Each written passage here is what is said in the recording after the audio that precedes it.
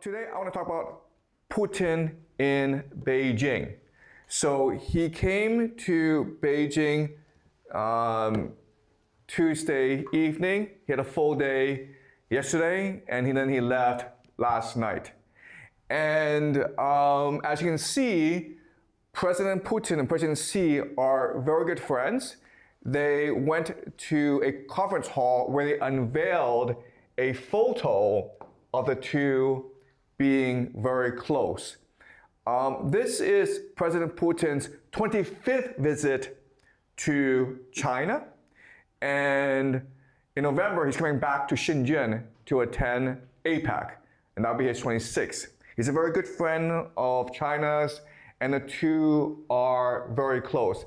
This is the two of them at an education conference announcing a year of education exchange between Russia and China. And the goal is to enhance people-to-people connections between China and Russia. The major output of the meeting was their different perspectives on the multipolar world, okay? So this is a part of President Xi's speech, and this is a part of President Putin's speech.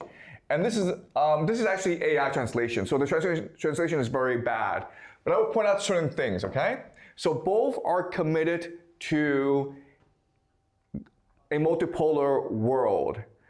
And what President Xi and President Putin both want are more exchanges, okay? Bilateral student exchanges, deepen interactions in universities, do more research together. He also is afraid of the turbulence in the world, and he's very much afraid of a return to the law of the jungle where might is right. So it's very important for the world to work together in order to maintain the rules-based international order. And what President Xi says is that as permanent members of the UN Security Council, China and Russia will work together to uphold the authority of the UN international justice and oppose all manifestations of unilateralism and hegemony, resurrecting signs of fascism and militarism, okay? And this specifically refers to Germany and Japan, okay? So he sees the possibility of nationalism, a resurgence of nationalism in Japan, as a threat to the peace in East Asia and to the world in general, okay? So China is most resolutely opposed to the remilitarization of Japan. Putin says the same things almost, but the tone is very different, okay?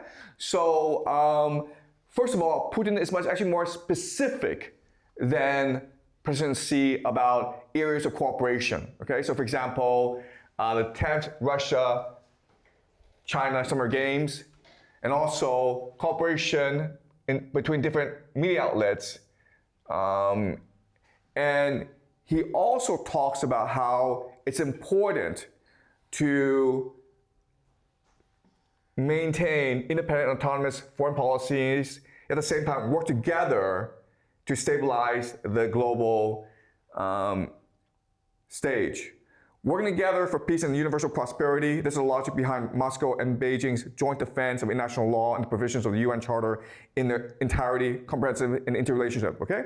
So it sounds like they're saying the same thing, but again, the emphasis is different. Whereas in China, China's very much focused on maintaining the status quo, a rules-based international order, putting the UN at the very top, and for the UN, China and Russia will work towards ensuring global stability.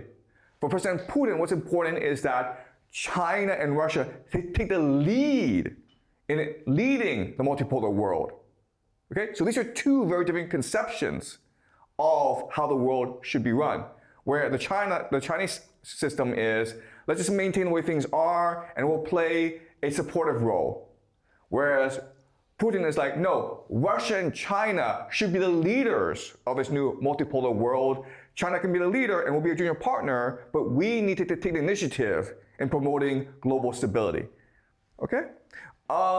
This is much more clearer, okay? Where this is actually a joint statement between Russia and China, where they advocate a multipolar world, and Russia and China undertake and call on the international community to adhere to the following basic principles in their relations with one another. Number one, maintaining open trade, okay? Maintaining sovereignty of different nations, maintaining decision-making through consensus, okay? Primarily the United Nations, maintaining authority of the UN, and respecting the civilizations of each different nation state. So refusing to prioritize one civilization over another. All right, so this is something that both Russia and China agree to.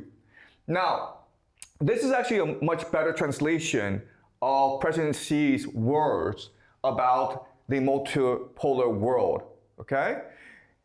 So let's read it together. The world today is far from tranquil. Unilateralism and hegemonism are doing grave harm, and the world faces the danger of sliding back to the law of the jungle. As permanent members of the UN Security Council, China and Russia must firmly carry out the mission and responsibility of major countries, defend the authority of their nations, international fairness and justice, oppose all unilateral bullying and acts that turn the wheel of history backward, and especially oppose all provocations that negate the victorious outcomes of World War II or that seek to reverse the verdict on and summon back the spirits of fascism and militarism, jointly pushing for the building of a more just and reasonable global governance system, okay? All right, so this is a lot of words, but I will emphasize certain takeaways. First of all, what President Xi is saying is that there were three major winners of World War II. The United States, Russia, and China. And we must ensure that these three nations who won World War II are still in charge, okay? Okay, this is really important to understand. First of all, US, Russia, and China are allies, not enemies, right? Because right now a lot of people think that China and the United States are in competition to rule the world, and President Xi says, no, that's not true. We're allies because we won World War II together, all right? Second, he sees the real enemies as those who are trying to overturn the World War II order. And those nations, of course, are Japan, Germany, and Israel.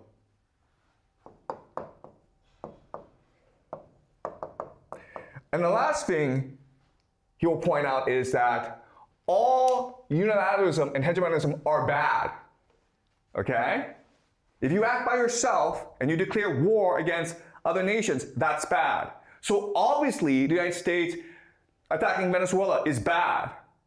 Obviously, the United States attacking Iran is bad, but what about Russia attacking Ukraine? Well, according to this framework, this is also bad, okay?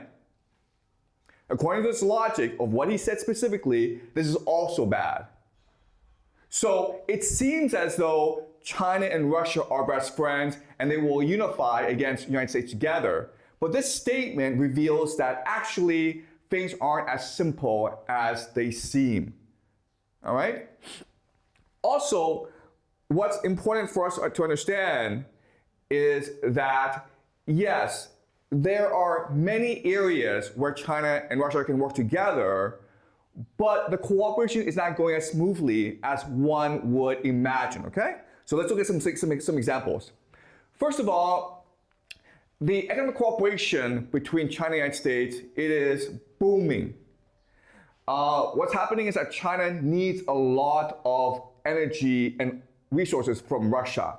So you would think that they would build the infrastructure as soon as possible to make this trade as smooth as possible, right? Especially with this war going on in the Middle East, blocking China's access to the Middle East energy.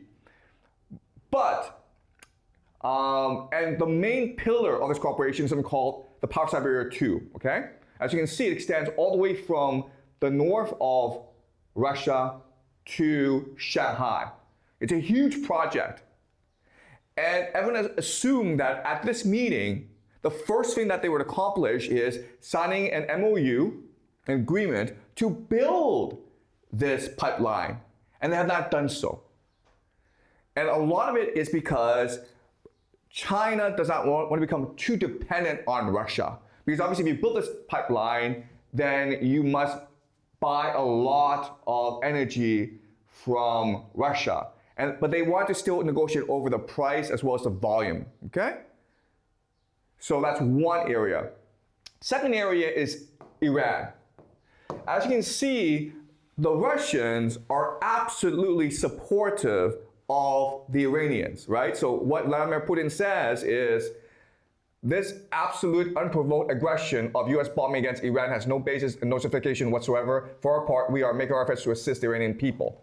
Okay, this was last June actually, when America bombed Iran.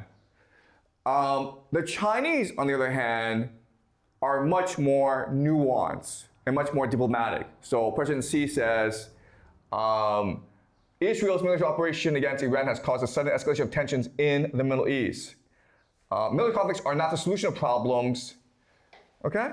So the Chinese are much more muted. And this shows us that whereas the Russians are much more clear about their regional alliances, China does not want to participate in disputes among different nations, okay? All right, so one area of cooperation between Russia and China is trade routes, all right? So as we discussed previously in this class, what the Americans want to do is they want to block China from accessing global trade.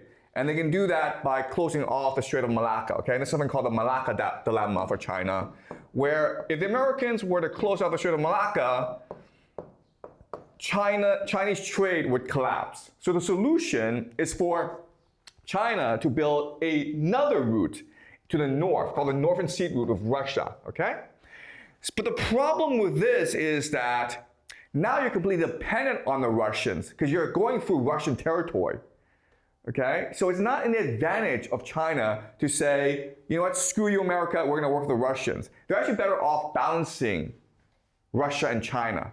That way, they keep both of these routes open. Okay, this is the most economical, this is the most strategic way of accessing global trade.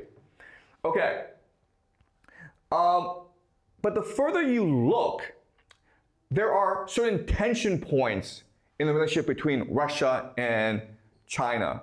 First of all, this relationship clearly favors China, okay? So this is a map, a chart of Russian exports to China. And as you can see, it's mainly just energy, coal, LNG, crude oil, okay? That's the extent of Russia's exports to China. And what does China export to Russia? Mainly vehicles, electronics, and machinery, okay? So basically what China does is it takes Russian resources, converts them into manufactured goods, machinery, in its factories, and then exports it back to Russia. This is a very bad deal for Russia. It's a good deal for China, but it's a bad deal for Russia, okay? So that's one point of tension. Another point of tension is the dependence, okay? So basically, China and Russia may be best friends, but look at this, okay? So Russia's share in Chinese imports is only 5%. And then Russia's share in Chinese exports is only 3%. So economically, Russia and China are not that close. The problem, though, is that Russia is heavily dependent on its relationship with China because of all these economic sanctions imposed on it by the West, okay? So as you can see, what's happened after February 2022, when Putin invaded Ukraine and the West imposed sanctions on Russia, the relationship, the economic dependence on China has increased a lot, where in the beginning of the war, Russia didn't have that much in renminbi. But now, the renminbi accounts for over 40% of Russian imports, okay? All right. Another thing is that Chinese investors aren't that interested in going to Russia and investing in Russia. Okay, so before the war, this is the war, okay? This is the war. There was some, okay, but there weren't that many. And then as you can see, after the war, it dropped precipitously. Okay, so and as you can see from this map, okay, maybe the Chinese are in the Russian Far East. And that makes sense because it's close to China. But as you can see, the further you go out, okay, here, there's really no real investments. Chinese aren't that interested in investing in Russia. Okay, and why is that? Well, there's different reasons. We can speculate, okay? The first reason, and this is really important, is that the Chinese are respecting Western sanctions on Russia. If you do business with the Russians, then the West can choose to debank you, remove you from the global financial system. And Chinese investors care more about the relationship with the West than they care about with Russia, okay? That's point one. Point two is that Russia is not that friendly to foreign investors.